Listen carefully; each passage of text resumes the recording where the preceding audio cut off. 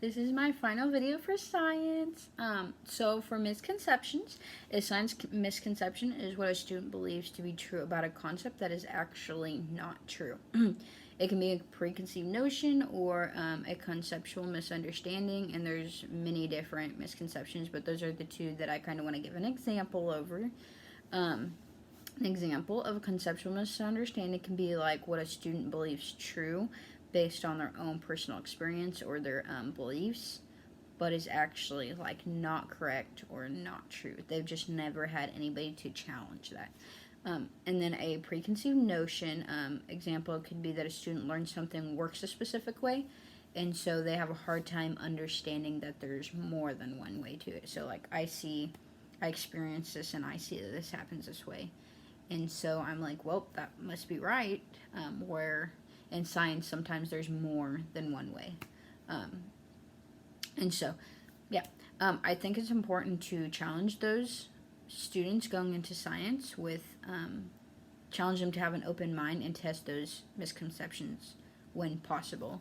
So ask them what they think and know, and then show them differently. So ask them maybe something they believe, but it's truly a misconception, so try to show them differently. And so I just feel like showing them that there's still more to learn than what they know is a huge part of science, because there's so much we don't know in the world.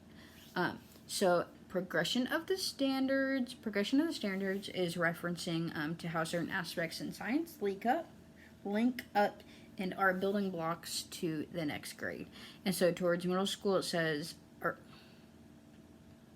towards the middle, it says like articulation of DCIs across the grade levels, and then it makes a connection and a reference to another standard from a different grade. Reading those helps us to understand what students know when they come into our classroom. In the 5th grade scenario we were given, the students will already know the basics of structures and properties that make up matter, as well as the basics about chemical reaction. While they're in 5th grade, they will know how to make observations and measurements to identify materials based on their properties. And then throughout middle school, they'll apply a better understanding of those properties and structures and how they react the way that they do. So we can see, just like they came to us learning this, we're going to go a little deeper with that learning, and then in middle school it's just a little deeper, and it just continues to go deeper and teach them more, scaffolding off what they already know. The 5E learning cycle is engage, explore, explain, elaborate, and evaluate. The first stage is meant to really get the students going, get them excited about their learning and be the hook. The second stage is explore, and it allows them to dig deeper and be hands-on. They see the learning for themselves. The third stage is explain, meant as an opportunity for this to help the students go further with their learning and make further connections. This can be a time where the students and teachers can like ask questions towards each other and answers and just clarifications.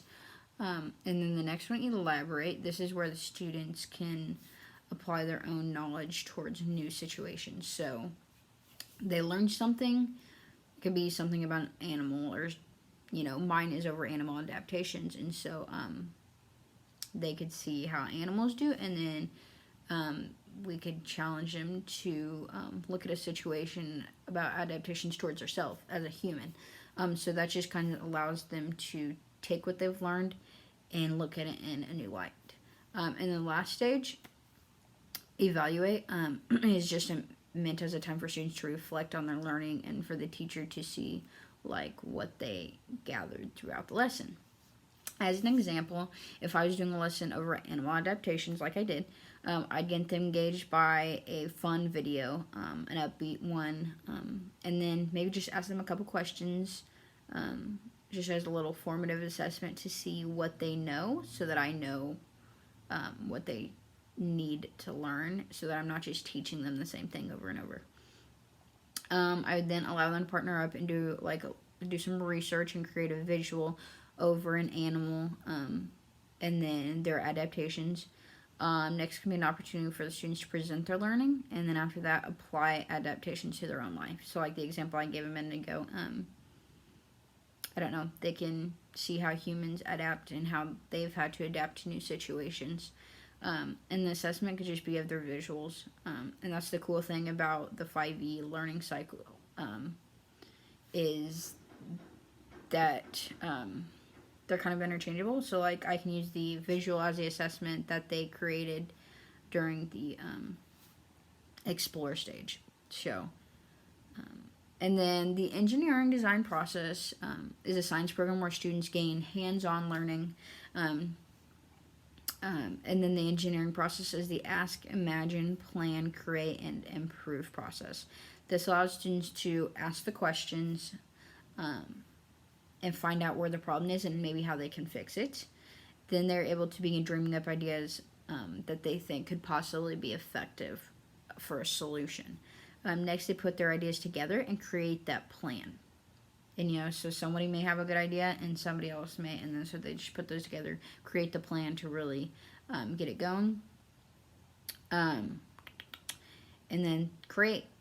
And once the plan's done, you have to start creating. And then after that, or it allows them to see, does it work, does it not? And then after that, it's the improve stage. What can they do better? And I think the deeper learning happens in the improve stage, but that's just because I feel like all of these cycles happen again within the improve stage. They get to ask the questions, is this as good as the product can be? Can it be better? What can I change here? They can imagine, dream up their ideas of how it can be better. They plan, create, all within that improve stage. And so I feel like that's where the deeper learning happens. And just challenging them to look at what they've created in a different way. And see that, I don't know, there could be improvement somewhere. And then for feedback, the assignment I feel could have been most beneficial would have been the opportunity to teach a science lesson with the group to the rest of the class like we were originally going to before spring break when all this happened. But unfortunately, we did not get the opportunity. So with the ones we did accomplish, it would probably have to be the foldable unit plan assignment. It gave me the opportunity to plan out a lesson and be creative in the same token. Anything hands-on is my favorite because that's how I learn best. I can't sit and listen to a lecture or I'm just looking at a thing. Being able to really touch things really gets me learning. So the foldable was cool and allowed me to be creative in that way. The assignments I feel were probably the least impactful for me would be the quizzes. It just kind of challenged me to memorize rather than to learn. And science is not one of my stronger subjects, and so it's somewhere I really want to learn.